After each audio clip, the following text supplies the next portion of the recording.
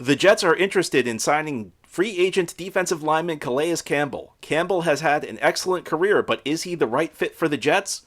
There are pros and cons to this potential move, and we'll discuss them today on the Locked On Jets podcast. You are Locked On Jets, your daily New York Jets podcast. Part of the Locked On Podcast Network, your team every day.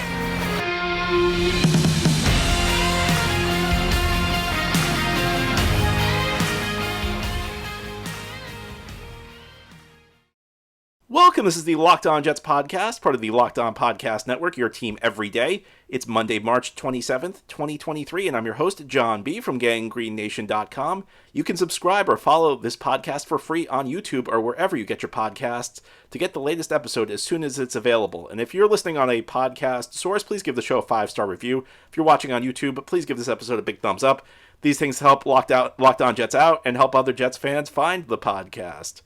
It was a relatively quiet weekend for the New York Jets. There was one little rumor that came into play Friday night into Saturday, and that's that the Jets are interested in free agent defensive lineman Calais Campbell. This is a guy who has been around the NFL forever. He was actually a second-round pick of Arizona back in 2008. He lasted all the way through 2016 in Arizona. Then in 2017, he signed with the Jacksonville Jaguars as a free agent. He was with Jacksonville for 3 years, and in those 3 years, he may have played the best football of his career before he went to Baltimore and spent the last 3 seasons with the Ravens. He's been an All-Pro 3 times. He's been a Pro Bowler 6 times. He was part of the NFL's All-Decade team. Just an absolutely tremendous career.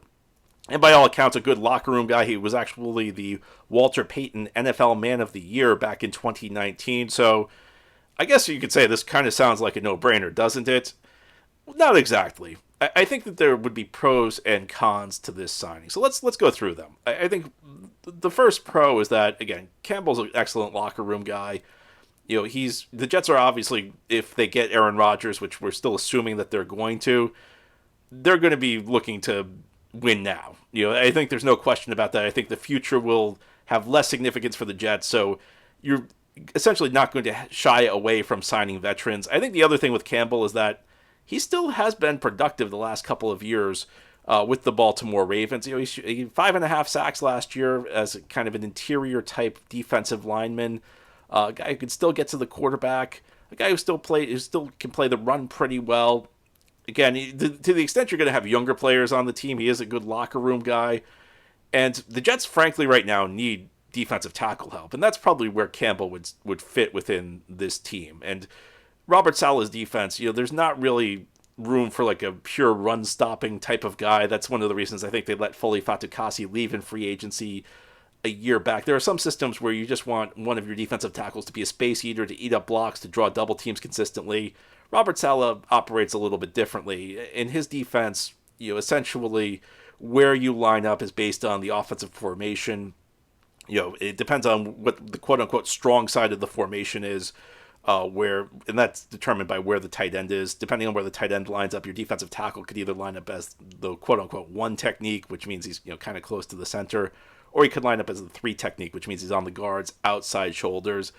And, you know, depending on what the offense is doing, your role could vary.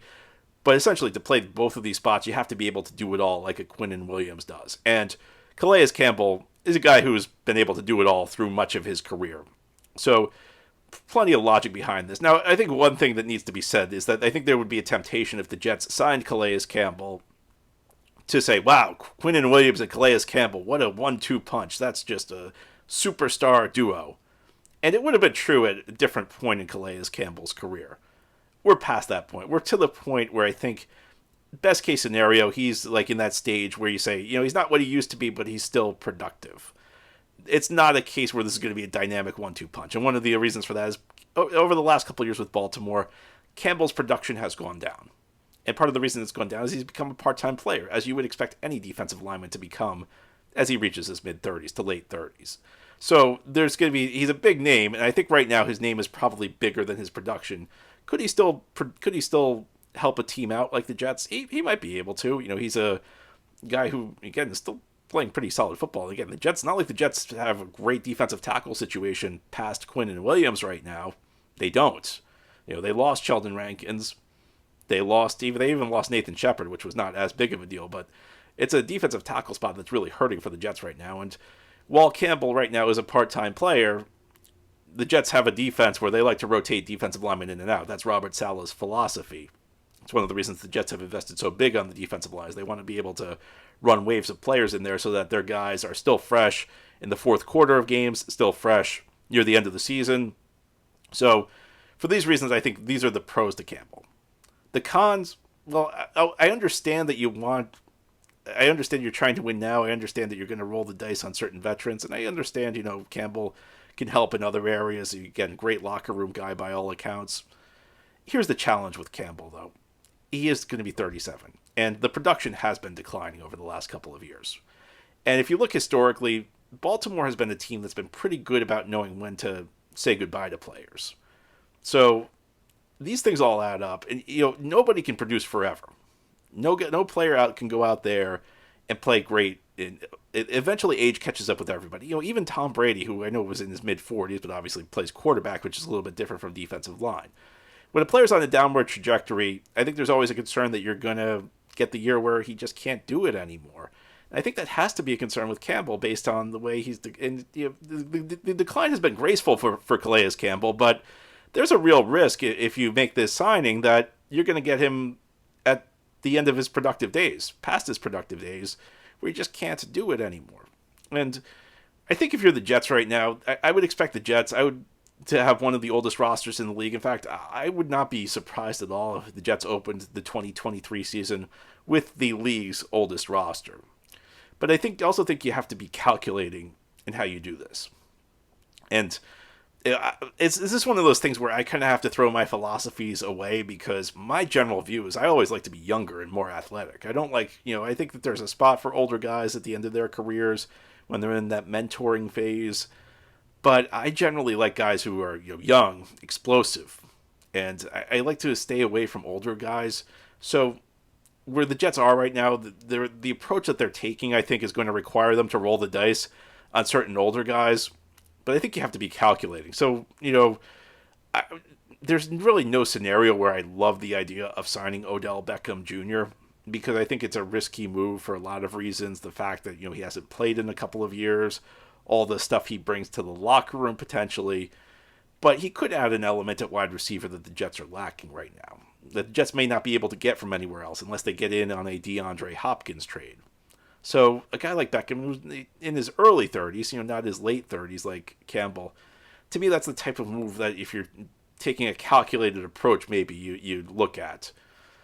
Campbell, guy, again, 37, that's really up there, especially for a defensive lineman. He's defied Father Time for a long time, but eventually Father Time does catch up with everybody. And there have been some signs where maybe things aren't going, in the right direction for him. There's already some signs of decline in the last couple of years. So it's one of those questions that will be there.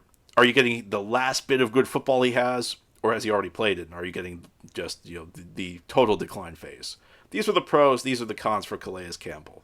I'll let you choose which you want to focus on, because I think there are reasons to say this could be a good move and reasons to say this may not be such a good move. Now, ahead here on the Locked On Jets podcast, we're going to talk about our favorite topic, Aaron Rodgers. Some more rumors came out over the weekend.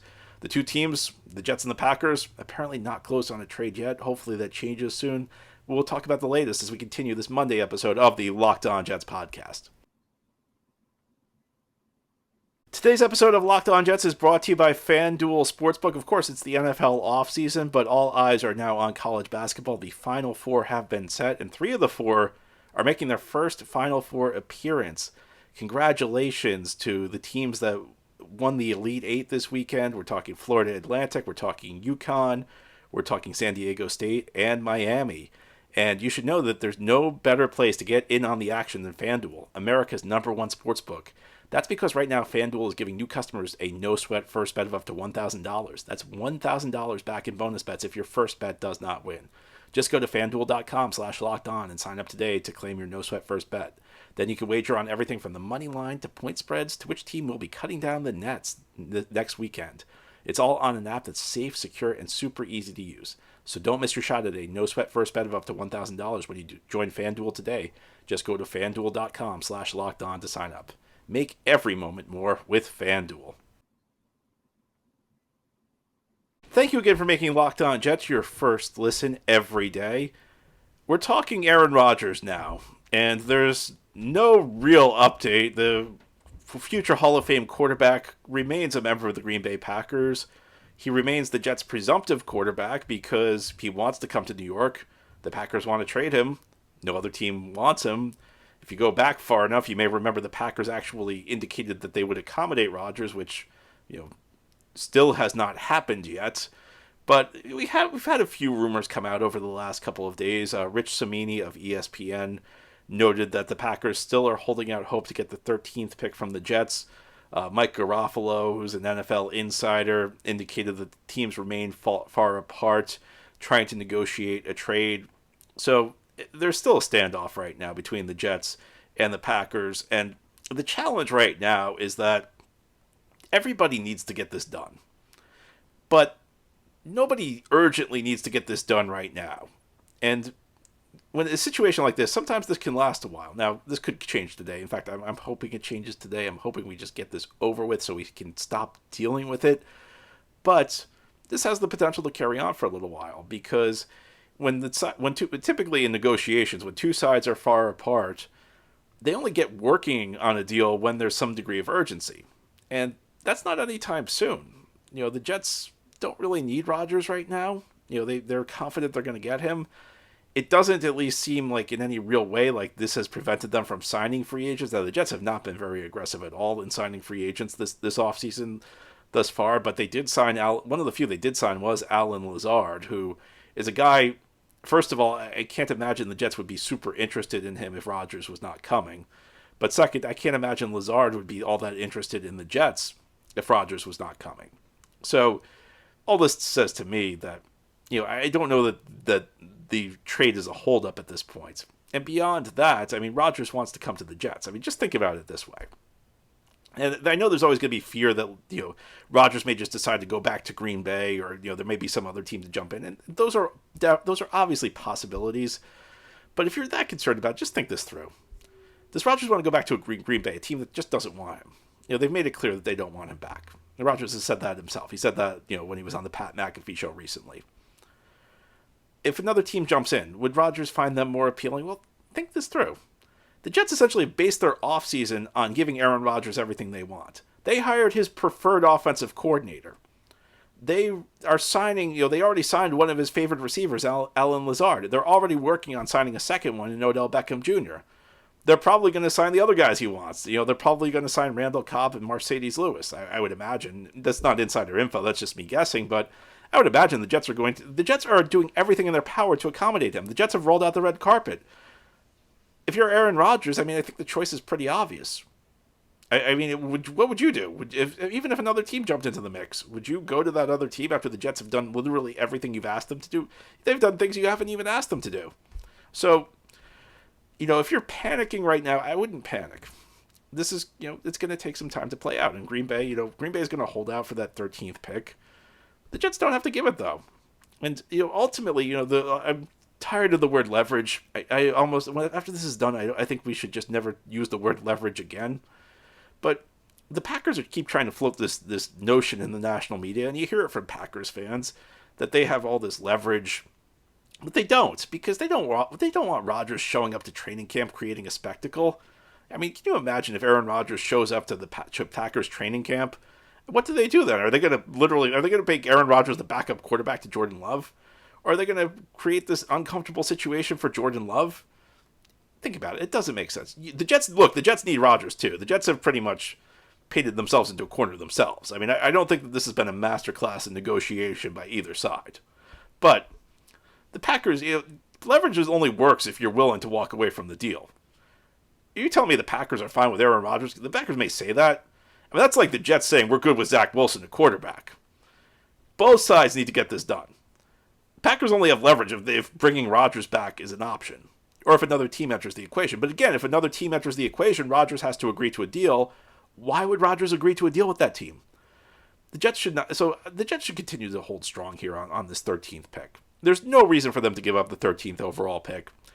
In fact, that's one theory out there is that this is going to go to day 2 of the draft, because that'll be the point where Green Bay realizes they're not getting the 13th pick. And right now, I think what the Packers are doing is the Packers are hoping the Jets will panic. So they're planting all these stories in the media about how much leverage they have and all this ridiculous stuff. And I think essentially they're trying to get the Jets to panic. I think they're trying to get one Jet in particular to panic, because I don't think Joe Douglas is going to panic. I think Joe Douglas can think this through. If I can figure this stuff out, Joe Douglas can probably figure this stuff out. I don't think you could say that Woody Johnson can figure this stuff out, though. I mean, just because I can figure something out, that doesn't necessarily mean Woody Johnson's going to be able to figure this out. And we know Woody Johnson, Rodgers is the guy he wants. Rodgers is like the focal point of Woody Johnson's offseason. And I think that what the Packers are hoping will happen is that Woody Johnson will hit the panic button. And that could definitely happen if another team jumps into the mix here. But essentially, I think what the Packers are hoping is that Woody tells Douglas, I don't care, I'm tired of waiting, make this trade. It hasn't happened yet. And, anything possible, especially with Woody Johnson, but there's no indication it's going to happen. The Jets just need to hold strong here, because eventually the Packers are going to realize they don't have all the leverage, the great word. They don't, because they can't bring Rodgers back. And when you can't bring Rodgers back, you don't have all the leverage. Now, the Jets don't have all the leverage either. But just because the Packers keep leaking to the media how much leverage they have doesn't mean they have it. There's still plenty of incentive for them to get a deal done. So we continue to wait. Look, as long as Green Bay is going to demand the 13th pick, the Jets should just say no, because there's nowhere else for the Packers to go right now. Rodgers wants to come to the Jets.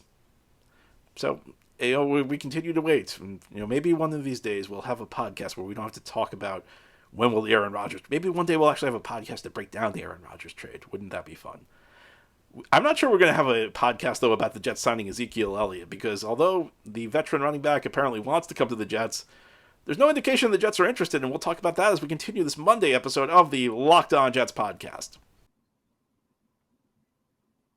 This is the Locked On Jets podcast here on this Monday. Last week I did a podcast where I talked about players I think the Jets should avoid signing, and at the top of the list was longtime Dallas Cowboys running back Ezekiel Elliott. Now, I would have loved to have had Ezekiel Elliott far earlier in his career, where he was one of the best running backs in the NFL.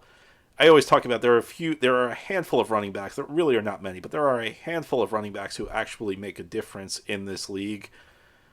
Ezekiel Elliott used to be one of them. But, after a couple of years in the league, after you take so many hits, your ability to perform declines. And Ezekiel Elliott last year only averaged 3.8 yards per carry. And you may say, well, hey, wait a minute. There's a lot more that goes into playing running back than your yards per carry average. And sometimes that's dictated by your offensive line. The challenge is that Tony Pollard ran for 5.2 yards behind that same line. So Ezekiel Elliott showing plenty of signs that, he just doesn't have much left to offer. However, this week, a report came out that Ezekiel Elliott has a wish list, and there were 3 teams on it: the Eagles, the Bengals, and the Jets.